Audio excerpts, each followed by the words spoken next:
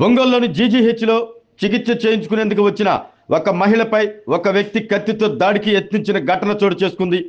GGH ప్రాంగణంలో అందరూ చూస్తుండగా కత్తితో దాడికి యత్నించగా పక్కనే ఉన్న సెక్యూరిటీ సిబ్బంది ప్రజలు అడ్డుకోవటం జరిగింది.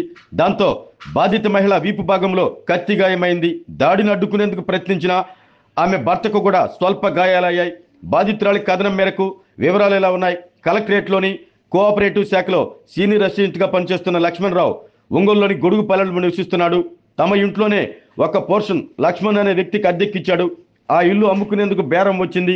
దాంతో ఆ ఇంటిని చూపించేందుకు వెళితే లక్ష్మణరావు బూతు మాటలతో తమపై దాడికి ప్రయత్నించారని బాధితుడు వాపోయాడు.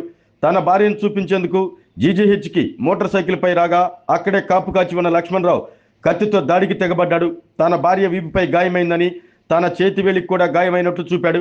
విషయం తెలుసుకున్న జీజీహెచ్ అవుట్ పోస్ట్ ఏఎస్ఐ ఏడుకొండలు హుటాహుటిన అక్కడికి చేరుకుని దాడికి ప్రయత్నించిన లక్ష్మణరావును అతను ఉపయోగించిన కత్తిని స్వాధీనం చేసుకుని పోలీస్ స్టేషన్కి తరలించారు.